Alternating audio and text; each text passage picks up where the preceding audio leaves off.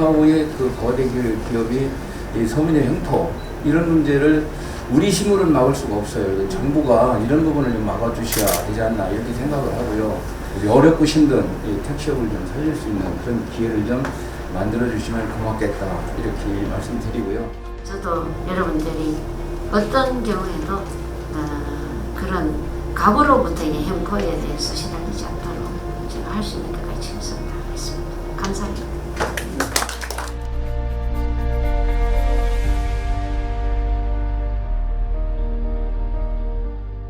서울 광진갑 전혜숙 국회의원입니다. 오늘 질의는 홍남기 경제부총리님, 노영우 국토교통부 장관님, 한상혁 방통위원장님께 질의하겠습니다. 지금 4차 산업혁명 시대의 가장 핵심적인 시스템이 바로 플랫폼인데요. 플랫폼을 통해 많은 사람들이 삶이 더 편리해지고 풍요로워졌습니다. 플랫폼을 통해서 데이터, 네트워크, AI 등 이런 것을 이용한 신산업이 큰 발전을 이뤄냈고 우리나라 기업들도 플랫폼을 이용해 세계 시장으로 진출하는 데 큰 도움을 받고 있습니다. 그러나 최근 플랫폼 사업자의 갑질로 이용자들이 불이익을 받는 사례가 증가하고 있습니다. 플랫폼 사업에 있어 갑질은 오히려 경제 활동을 죽이는 독소입니다. 경제부총리님이나 국토부 장관님, 방통위원장 다 플랫폼 사업에 대해서 발생하는 갑질에 대해서 잘 알고 계시죠? 네. 심각해서 저희 구글의 그 플랫폼, 구글과 애플의 플랫폼 갑질을 막기 위해서 대한민국 국회는 8월 31일 세계 최초로 구글 갑질 방지법이라 하는 전기통신사업법 개정안을 통과시켰습니다.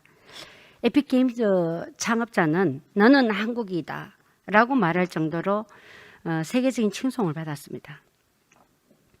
저는 이런 플랫폼 기업의 갑질 행위가 국내에서도 일어나고 있다는 말씀을 드리고 싶습니다. 바로 카카오 택시 사례입니다. 카카오 모빌리티는 카카오의 자회사입니다. KM솔루션은 카카오 모빌리티의 또 자회사입니다. 카카오 모빌리티는 KM솔루션이 지분을 100% 갖고 있어서 두 회사는 사실상 같은 회사입니다.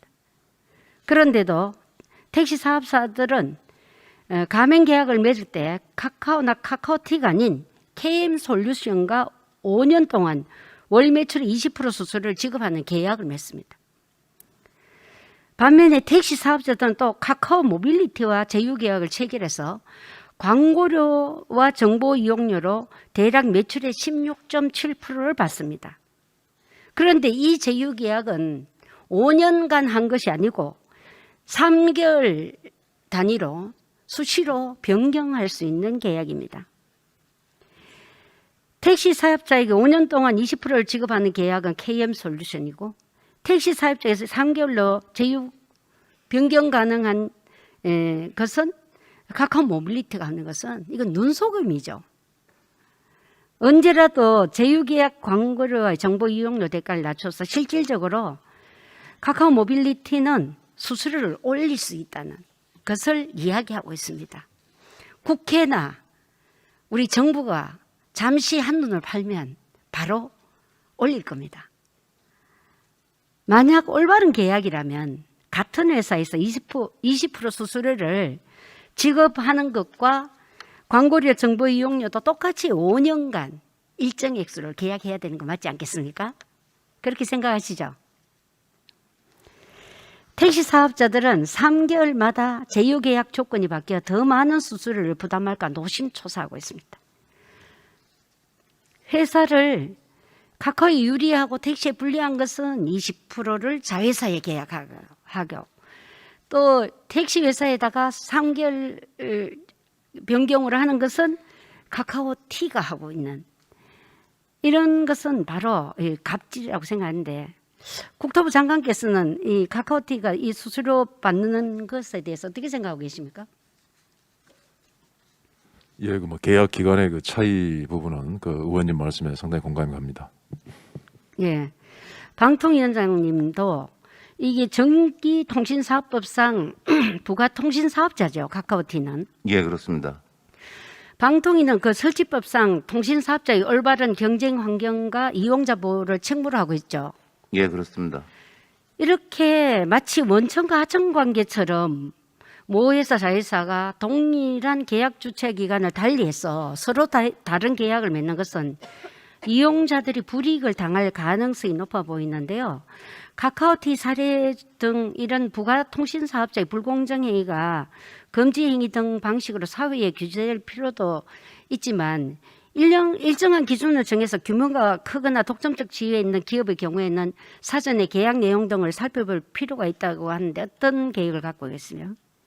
예, 말씀하신 대로 그 플랫폼 사업자에 대한 사전 규제 그리고 금지 행위를 통한 사후 규제 모두 필요하다고 생각을 합니다. 어떤 것들이 적절한 규제 형태인지에 대해서 관계부처들끼리 협의를 하고 전기통신사업법 내에 그 적용 여부에 대해서도 깊이 검토를 하겠습니다. 지금 이런 거는 굉장히 부가통신 사업자로 부적절한 행위라고 보지 않습니까? 예, 그렇습니다. 예. 카카오티가 2015년 3월 카카오티 웹을 출시하고 2019년 9월 가맹점사 블루를 출시할 때까지 택시 사업자들에게 별도 수수료를 받지 않았습니다. 2015년 10월에 당시에 카카오 측은 수수료 부과에 대해서 받을 계획도 없고 논의된 바도 없고 택시 자체와 관계없이 다른 비즈니스를 덧붙이면서 수익을 내겠다. 원래 이 플랫폼은 소비자들의 그 개인 정보를 이용해서 영업을 하는 거 아니겠습니까? 그래서 자기들은 받지 않겠다고 했습니다. 그리고 카카오티는 19년에 9월 카카오티 블루를 도입한 이후부터 가맹 택시에게 20% 엄청난 큰 이익 아닙니까 이거? 엄청난 이익을 수수료를 부과하고 있습니다.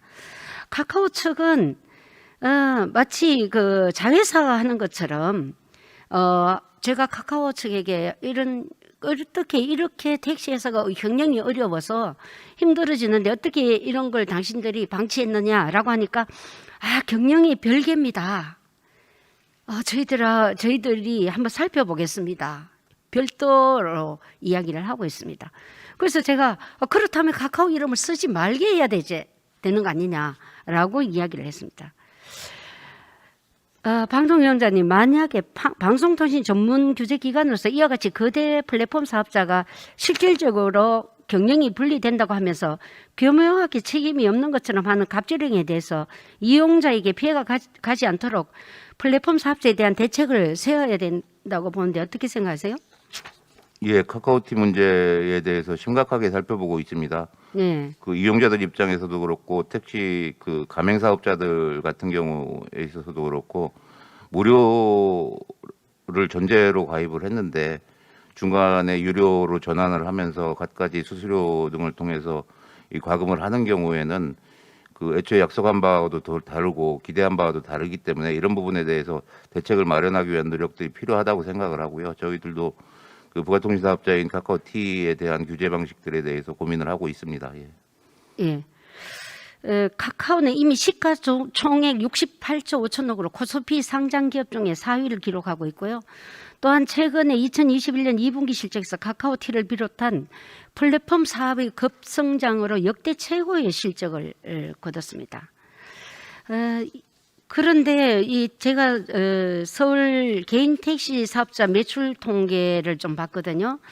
우리 한번 주목해 보시면 2019년하고 2020년 코로나 전후로 월 평균 매출액이 평균 66만 원 줄었습니다.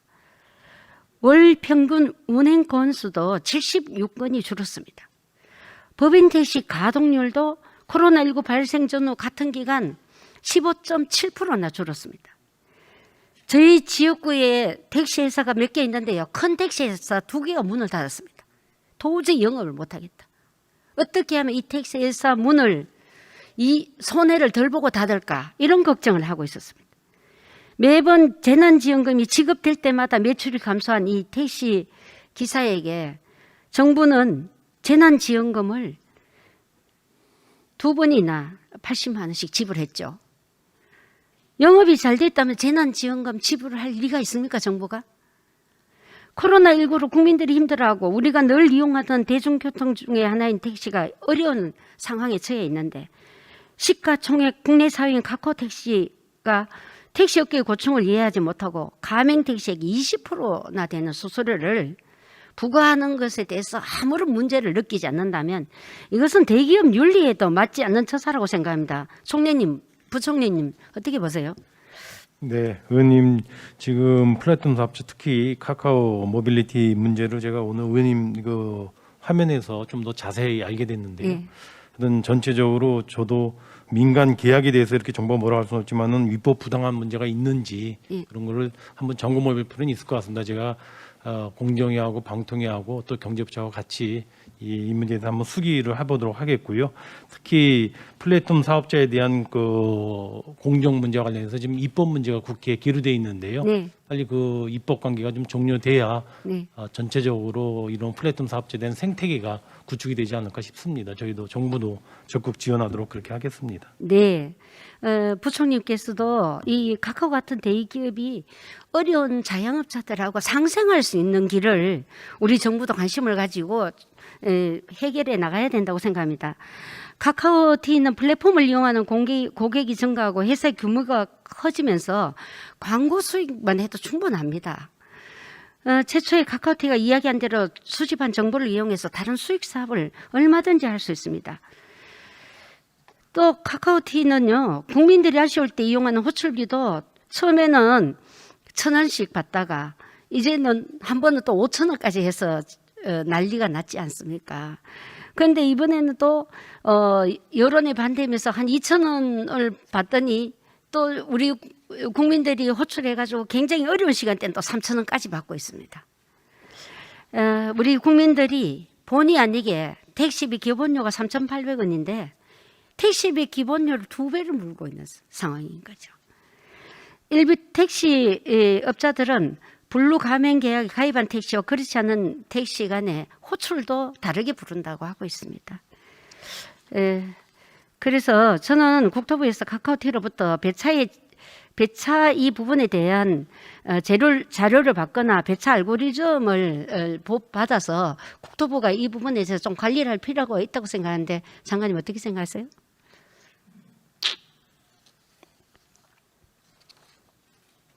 국토부장. 예, 검토해 보도록 하겠습니다. 예. 방통위원장님도 이 플랫폼 사업자의 갑질을 막기 위해서 해당 플랫폼의 알고리즘을 영업 비밀상 대중에 공개하지 않더라도 플랫폼 사업자의 갑질을 방지하는 차원에서 방통위가 알고리즘이 제대로 되고 있는지 평가할 수 있는 제도를 만드는 게 필요하다고 생각합니다. 어떻게 생각하세요? 예, 그럼 적극적으로 검토하겠습니다. 네.